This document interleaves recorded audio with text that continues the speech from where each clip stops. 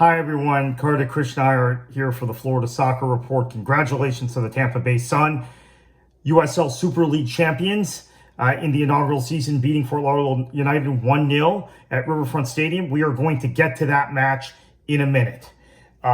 Because first, I just want to give some brief thoughts about the Tampa Bay Rowdies breaking their 3-month winless streak in USL Championship play, coming from behind to beat Miami FC in stoppage time, 2-1 at Al Lang Stadium.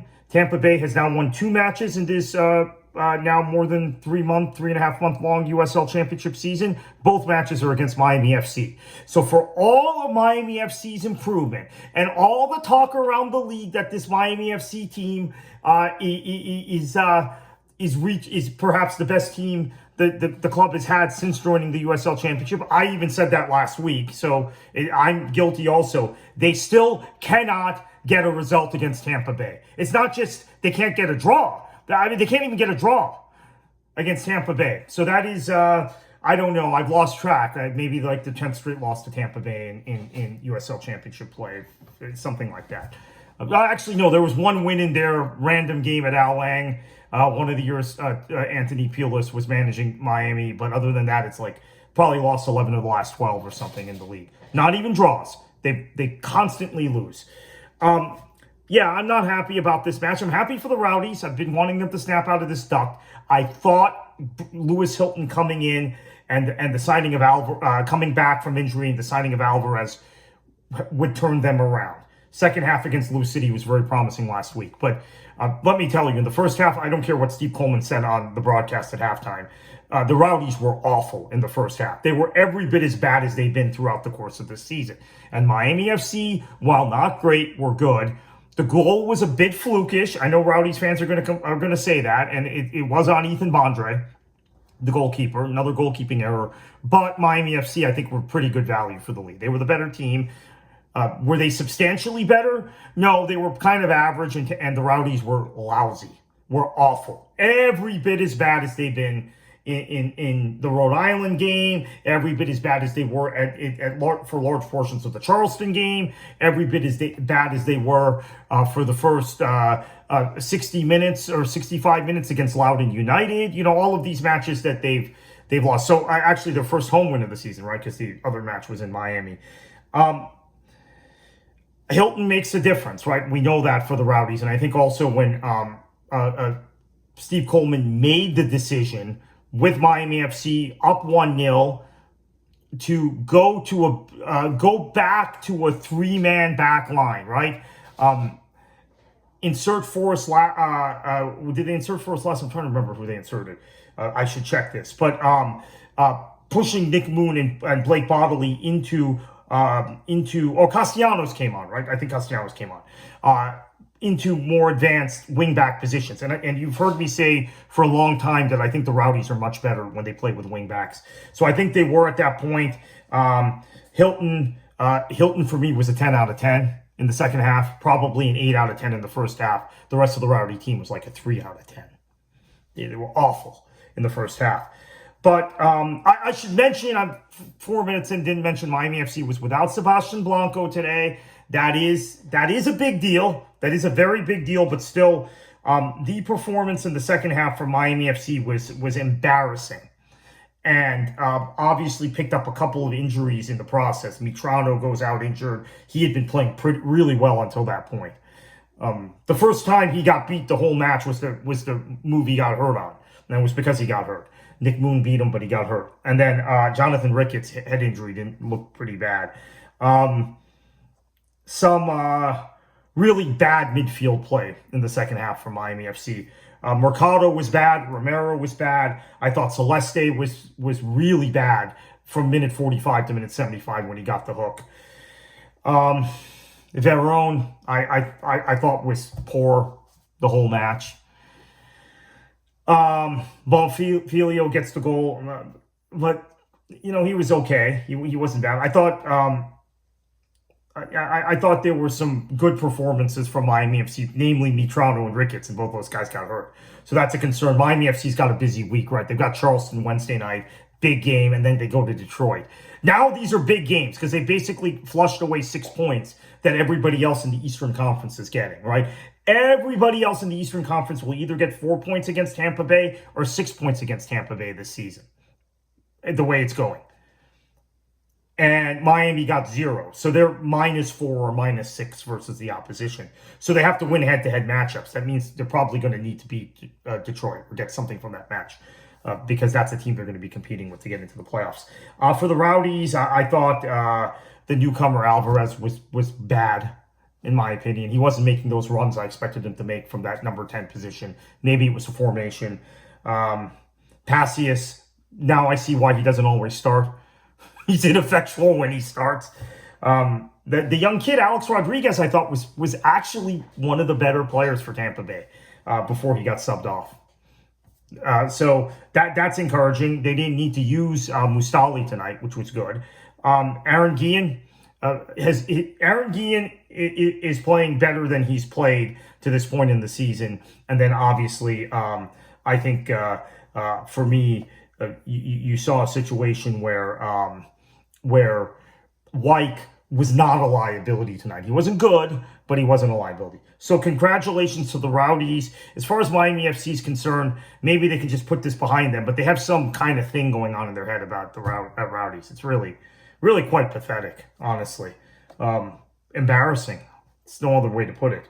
Because this Tampa Bay team is really... I think they're going to be much better because Hilton's back, but, they're still way off the mark. And there was no Lasso to start the match, and there was no Fernandez to start the match. So have to remember that. Okay, so let's get to the big item, which was the USL Super League final.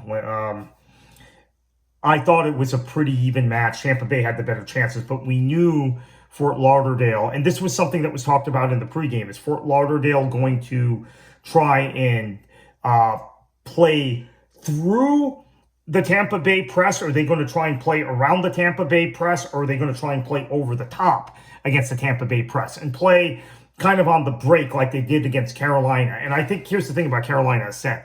Carolina Ascent has played a high line all season. By the way, James Knowles was at the championship game, so we'll have really some good details from him on the Florida Soccer Report. As I announced on that video earlier today, wasn't able to make either match. Chances are, if I hadn't had my car issue today and I had gone up there, I probably would have been in St. Pete, truthfully. I mean, that's just kind of where I end up.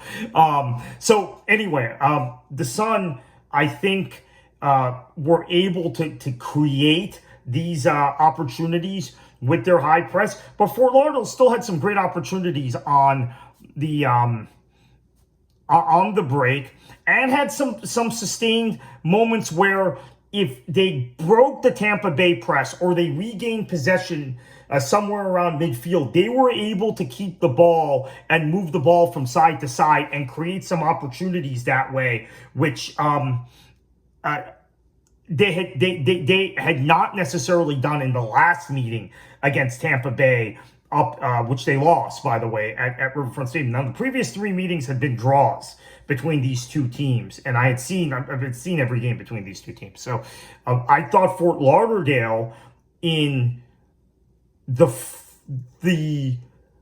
God, I'm trying to get the order of games here during the regular season, but the match to start the spring season, or February 8th or so. Yeah, I thought in that game they were able to control tempo, control possession, play through Tampa Bay. It ends up being a draw in that match, but I thought they were the better team. So we saw some elements of that late in the first half, particularly after the water break. And then we saw, I thought, a fair amount of that in the second half.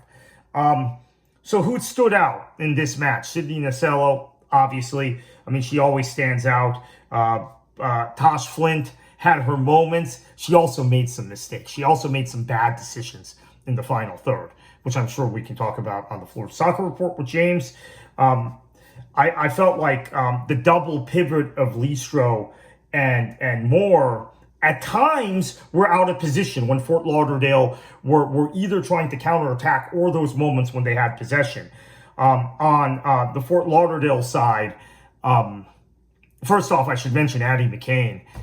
I have to watch the replay of the chance in the 116th minute again. I have a feeling it took a hop on the turf, and that if that's a grass surface, it might sneak in the far post, or hit the post. I'm not sure. I have to watch it again. I have not watched the highlights yet. I watched the match. I watched both matches in real time, and it was maybe good I didn't go to one of the two matches because I was able to watch them both. I felt for Fort Lauderdale, Hamid was good. She gave 82 minutes this week, unlike the 45 she gave last week, which was gave her more opportunities. When Malcolm came on, much like last week, much like we've seen in the past, she was feisty. She was getting in behind at times. Celia Gaynor is a player I wanted to see last week for Fort Lauderdale. I was mentioning this to people during the match. Like I'm not sure why Tyrone Ramirez isn't throwing her on. He didn't throw her on today until they fell behind, and she didn't get many opportunities on the ball to kind of dictate tempo. I like her as a player who can put her foot on the ball and slow things down. Now, it is notable when you consider these two teams' playing styles that I think Denise Schulte-Brown was probably the manager that wanted the match to be slower, right? So putting Gaynor in earlier may have played into Tampa Bay's desire to not be in this kind of frenzied end-to-end track meet, which it ended up being at some points. But that's the way finals are. It's the way finals are either very cagey or they're this. And this match was great in terms of just the quality of play, the tempo. Who else stood out for me in this match? Obviously, Flo gets the goal. We know she's the go-to person. She had her chances earlier. Like I said, I think that the goal, either Tosh Flint got the goal that was disallowed where the flag was up. I think that may have been a mistake, actually. I saw what I thought were some bad decisions with the flag both ways in this match, including that I think might have not. I need to watch the replay again. I admit that. And then in the Tampa Bay Miami FC match, there were a couple of bad decisions. But Miami FC has had a tendency in some of these matches to have their to not time their runs well. So maybe what I thought were off were not off. I thought ultimately Carly Giamona and Jordan Listro and Jade Moore had to kind of do a lot of work in terms of the middle of the pitch. And Giamona is not a player we normally see in the middle of the pitch, but she had to do that at times today. So I thought that was good for Tampa Bay. Taylor Smith, I really like. I don't know if she was, she's so young. Maybe she couldn't go, especially in a 120-minute match, she couldn't go more than the 70 or 72 minutes she played. Something like that. I mean, she came out like minute 70. But she was she's going to be such a great player, in my opinion. Sabrina McNeil, fairly good for Fort Lauderdale. And, of course, Cosette Morche. I mean, we have to mention, Fort Lauderdale doesn't make the postseason without Morche. They don't get through last week without her. They don't get the extra time today without her. So maybe she should be the winning the golden ball for the postseason, even though obviously Flo gets the goal. Tampa Bay grinds, right? They ground that game out against Dallas. They grind it out tonight. Congratulations to Christina Uncle and all to Eureka and James and all the Tampa Bay Sun supporters and fans. You're champions. You've earned it. Congratulations to Fort Lauderdale United on a great season. And congratulations to the Rowdies on once beating Miami FC for the 200th straight time, or whatever it is. And Miami FC, yeah, you can still say they're 5 or 6 points clear of Tampa Bay in the table, right? But it doesn't feel like it. Miami gets Charleston at home. Charleston, the best team in the USL Championship. They get them at home on Wednesday in a big one of these big midweek clashes that USL likes to arrange for television purposes or whatever at this time of the year. So they're gonna have to buck up quickly. I don't know if Blanco will be fit. Without Blanco, Miami looked like they only had 45 minutes in them. And again, for 45 minutes, they were clearly the better team. From minutes 46 to 60, it was kind of even. Minutes 60 to 102 or whatever. Okay, so I'll just tell you this. This is just inside word on how well I know these clubs and kind of have been around the sport in this state, and even by Fort Lauderdale Striker days, knowing certain things at Al Lang. If certain things happen at Al Lang, the match is over, and Fort Lauderdale's losing, and in this case, Miami. And since Fort Lauderdale Strikers went away, Miami FC came in. It's been the same sort of pattern. I saw the board for 10 minutes go up. I said, you know what? I should just switch this, focus completely on the Super League game at this match. There is no way in 10 minutes of stoppage time with the Rowdies on this 3-month losing streak that they're not getting a goal. And of course they got it. So congratulations to them. Arteaga needed that goal, by the way. So I think it's important that he got that, because his confidence has been waning. Interestingly enough, for Arteaga, the goals he's gotten this season in the USL Championship have been when he's come off the bench. So that's something Steve Coleman's got to continue to think about. We'll be with you third half podcast on Beyond the 90, Florida Soccer Report, on a podcast on Florida Soccer Report, and then Miami FC, Charleston. Miami FC plays like they did in the second half today. They'll lose that match 7 or 8-0. So I trust we will see the Miami FC of last week or the first half this week against Charleston. Otherwise, it's going to be an ugly night Wednesday.